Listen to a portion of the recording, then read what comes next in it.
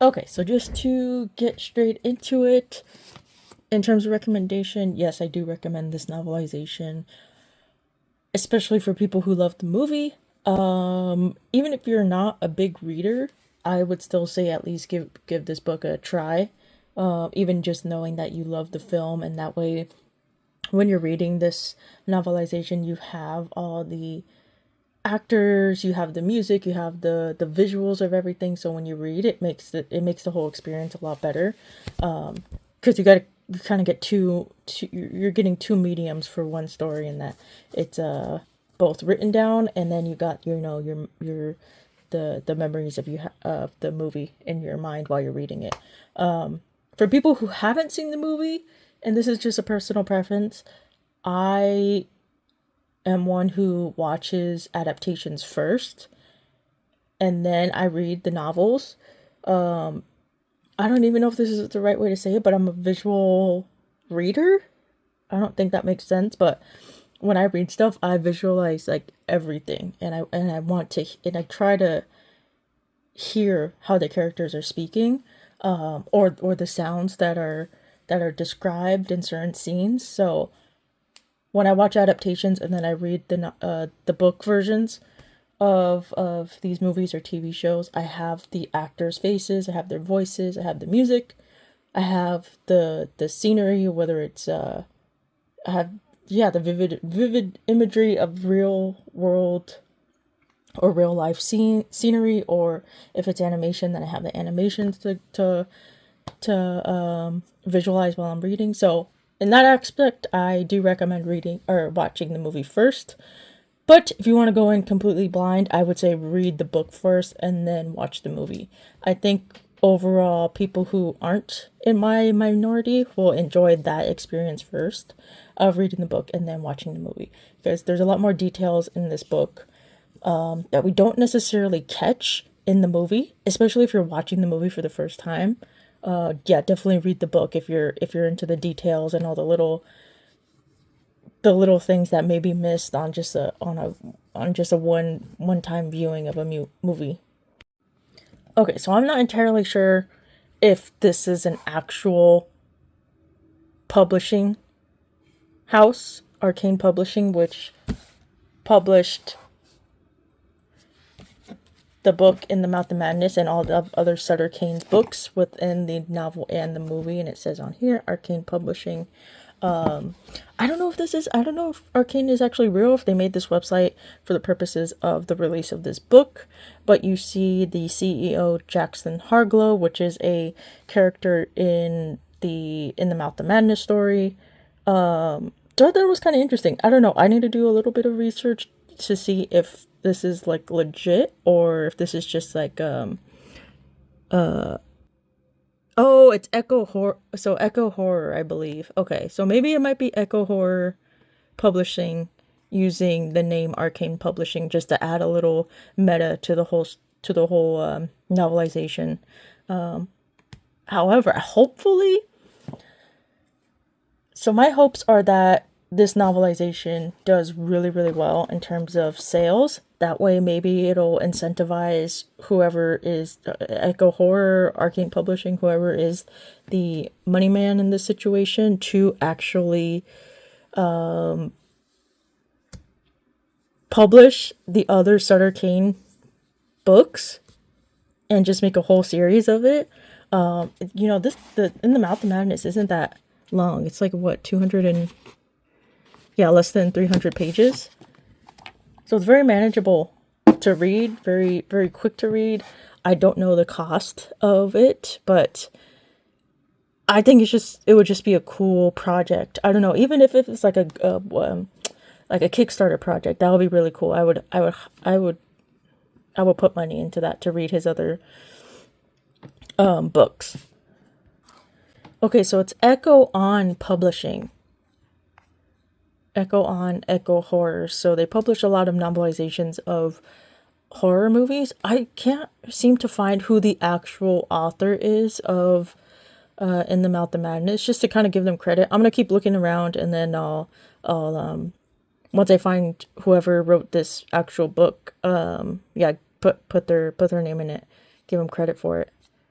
But I just want to show you guys. So this movie, I guess this will be a little segment on this publishing house, this little publisher. The Descent, this might be my next one. This movie freaked me out. Just the claustrophobia of it, the darkness of it, I don't know.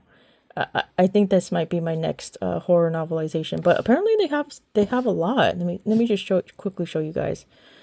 The Wrong Turn. I probably won't read that. I didn't. The movie just freaked me out. It was like a wrong freak me out. Some horror movies that are just a little bit too much for you. It's like I don't want to watch that again. Night Wish. I never seen that movie. That I might have to add that to my list. Shopping. Wasn't that a Netflix movie? I didn't know it was horror. Fido. The Monster Squad. Is that really weird? The Dark Side of the Moon. This, I believe, is one of the found footage type horrors, right? I might need to look into that. Waxworth, Witchboard, Doghouse, Beneath Perfection, Strangeland.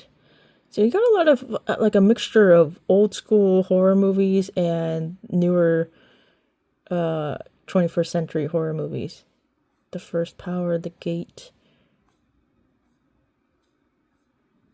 Okay.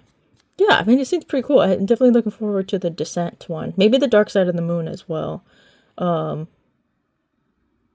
yeah, that's Echo on Publications. That's all the stuff that they have out. I think it's kind of great that they're doing this. I'm going to look more into them just to see if they do have some sort of Kickstarter like project or donation kind of thing. Yeah, it'll be really cool to oh my god, I'm blanking on the word, to support these guys and what they're doing. Okay, but in terms of the actual book, I will say the pacing is, I think it's a little bit hit or miss, especially when we kind of get over that hump of Trent and Styles coming into Hobbs' End. That build up to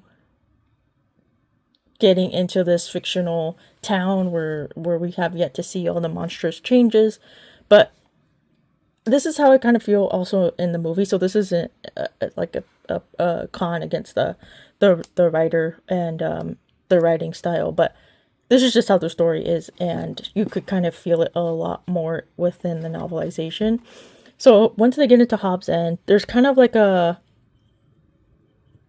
slower build as to what's happening. There's a slower pace once Hobbs' End comes into focus. Before that, I really like the mystery of it, the build up, all these pieces being put together by Trent.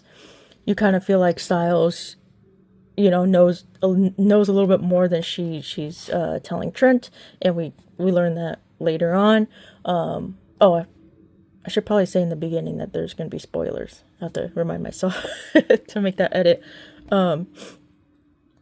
So yeah, it's just, so I would say the pacing about the first third is really well paced. You flip through these pages really, really fast because a lot of things are happening. You want to know what's going on. Okay, with the time change where it gets darker a lot earlier now, it's like, oh my god, it freaks me out. My dog barks now. It's like, I don't know what's happening outside, but 9 times out of 10, he's either barking at the mail carrier or the stray cats that come by to eat the food I put out for them. Shoot, dang it, Felix, you made me mess up what I was saying. This is the culprit. You messed up my flow. Now I don't know what I was saying. What was I saying before you started barking?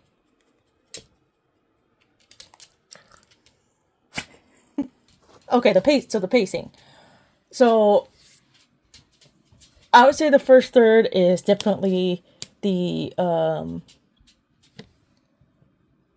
quickest pace of it, because again, the mystery is building up. You learn kind of like what's happening, but you're still like very unsure about what exactly is real. You're kind of in the headspace of Trent, where he's like, Okay, something's going on. Obviously, there's some sort of fraud happening, maybe a mystery, maybe.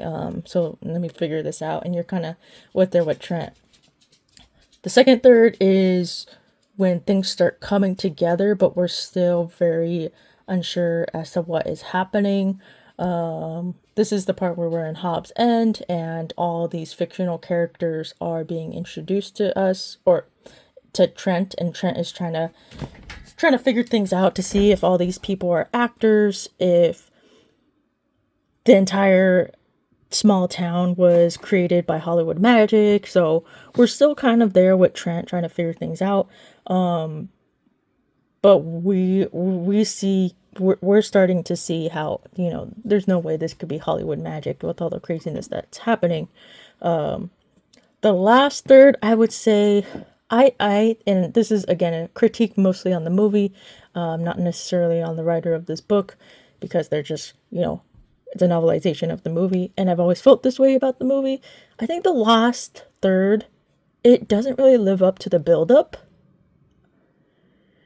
It's, I think it plays a little bit too much into the meta of everything, and it kind of leaves us wanting more in terms of the gore and the creatures and the monstrous transformations and all of that. But it kind of just like it fizzles out a little bit towards the end, the last third.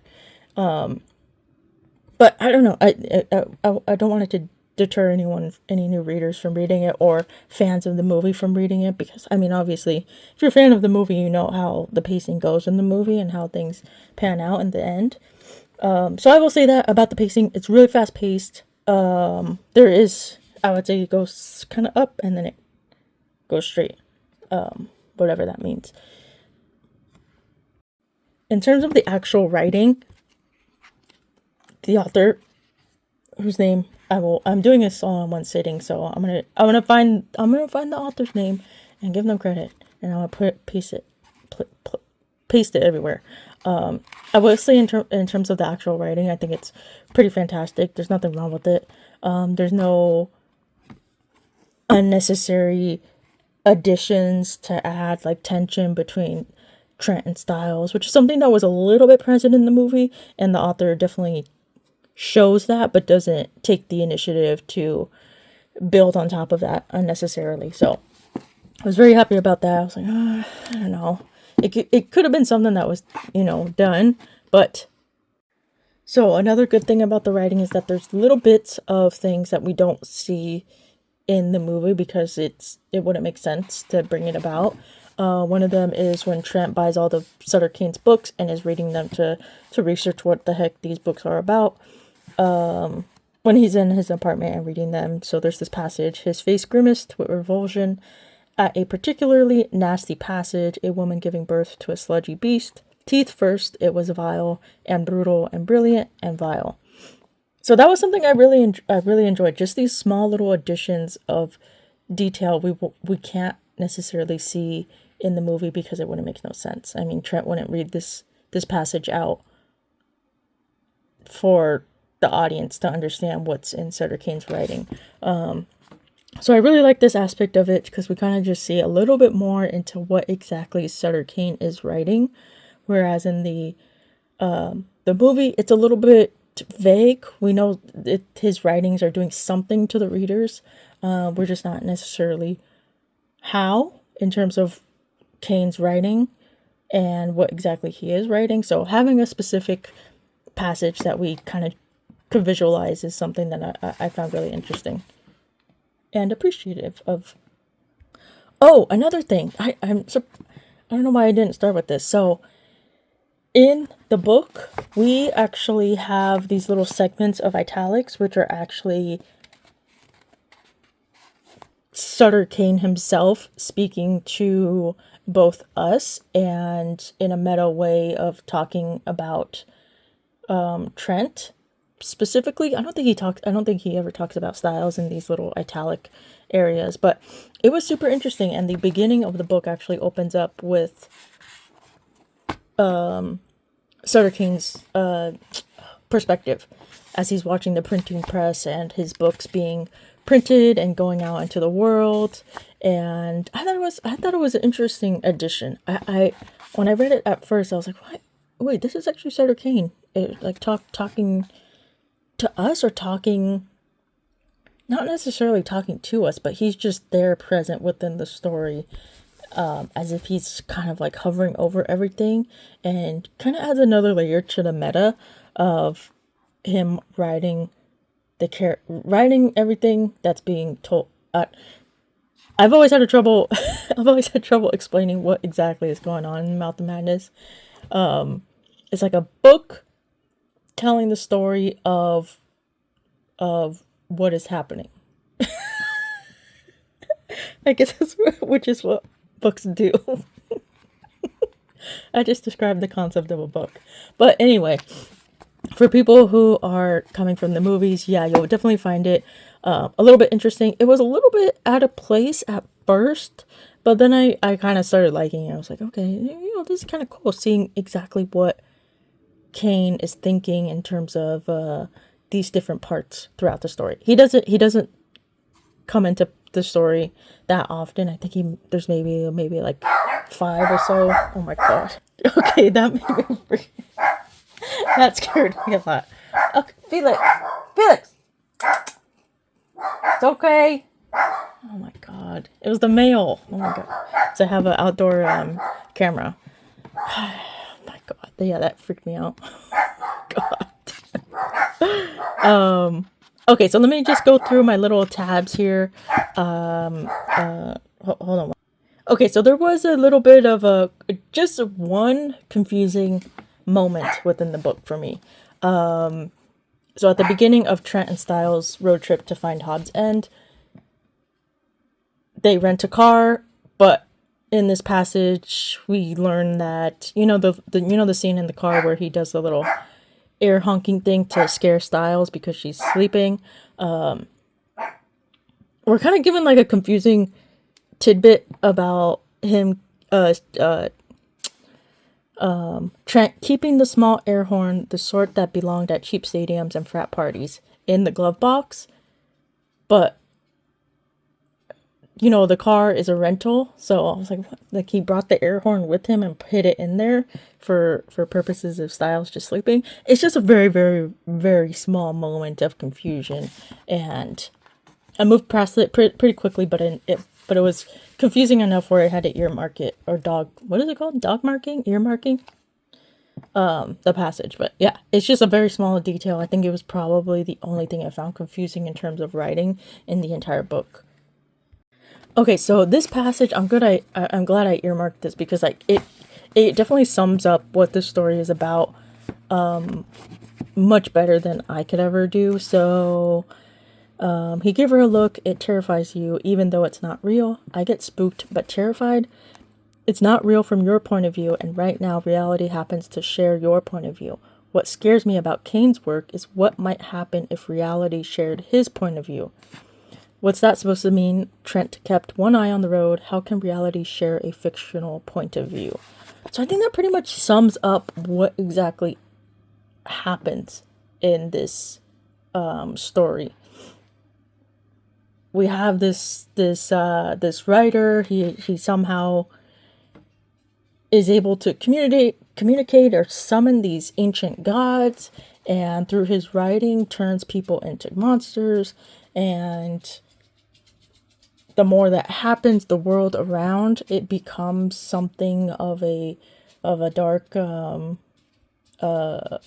alternate reality, come from whatever these ancient creatures, gods are from. Maybe, I don't know. Is the world that happens at the end the world from these ancient gods, or is it something wholly created new from both the ancient gods through Kane's own words? So something we don't really necessarily figure out, unless I'm missing the point. I don't know. I could be missing the point, but that's how I read it.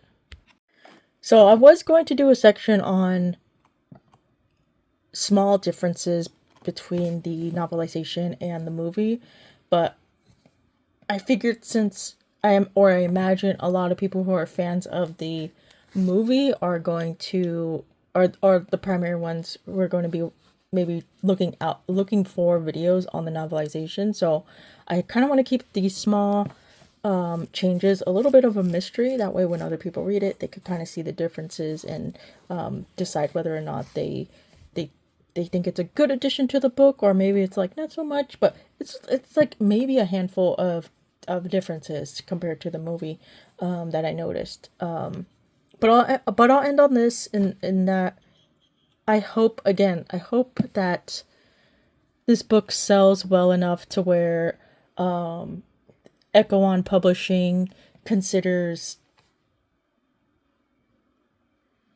publishing other Sutter King novels. I mean, it just as a little small surprise, there is a prologue from the Feeding, another Sutter King book at the very end of this book, which I was very happy about. But I also, so another thing that I didn't really, it's not that I didn't enjoy, is that I had hopes for, is that, I mean, I guess this is a kind of a, I guess a double-edged sword, right? You want the novelization to be 99% true to whatever adaptation it is. But then also on the other end, we have the movie of In the Mouth of Madness. We have that story as is. So I would have loved if we were able, I mean, if like we're able to get a director's or a writer's cut of this novel in where there's a lot more agency added to this story. Maybe like more details from Sutter King's other books, a little bit more in terms of adding different monstrous transformations when Trent and Styles get into Hobbs End, or maybe more interactions between Trent and Kane fans, something like that, or maybe just like an extended beginning of Trent in the mental asylum, or maybe like the world post the change at the very end. So kind of like stuff like that, just a little bit more story for In the Mouth of Madness lore. That's what I was hoping for. I mean, I don't know. Again, I'm gonna see who the author is. Maybe they have a social media. I'm gonna try to ask them if they had other ideas maybe to add into the book. But I don't know. That's just something that I found myself wanting as I was reading, because it's so short. It's such a short book that you read it quite quickly, and then you're kind of left wanting more. Because I imagine people like huge fans of the movie are reading this, and they're reading it pretty quickly, and then yeah, they're kind of just bummed that this is it. This is all we get. So yeah, that's my biggest downer in terms of reading this book, is that you just want so much more. But yeah, I don't know. Like, anyone out there who wants to, I don't know how the petitions work, but I would love to start a petition on Equan getting going with publishing his other books. So that would be kind of cool. I would definitely love that. But I think, yeah, I think I kind of wanted to talk about everything that I noticed or felt when reading this novelization. And yeah, again, highly recommend it for fans of In the Madness, the movie. For new readers, if you're a horror reader, yes, definitely read it. Watch it, then read it, however you want to do the process. But yeah, I think I'll end it here. And okay, so I have a little update on, after doing some research, so the actual author of this book, and I believe he's the creator of Echo on Publishing. His name is Christian Francis, and I created a Blue Sky account, and I reached out to him on his Echo on Blue Sky account, and I just kind of told him that it was such a great novelization. All the additions that he put into it was really cool and stuff. And I asked him about any plans for further Sutter Kane novelizations, or not novelizations, but just making bringing out more Sutter Kane books that are his own. Christian Francis's his own. And he kind of told me that there isn't any plans in the future because of copyright issues, and that it took him quite a bit to get Warner Bros. To give him the publishing rights for this, or the copyright uh, uh, for this. I'm not entirely how it works, but I mean, I'm hopeful with the news that Warner Bros. Is like putting itself up for for sale. Maybe someone out there, maybe Christian Francis himself, could kind of like push this horror community, this in the mouth of madness fan community, to maybe kind of see if there's a way that, I don't know, the community could come together and buy the rights to this story. I have no idea how it works. But yeah, I don't know. That's all he told me. He said he had a great time adding all the stuff to this book, and yeah, definitely check him out on. I believe for sure he's on Blue Sky and Echo On, and then for sure he's on Instagram as well. So definitely check him out. Definitely support this guy because he's doing some great work.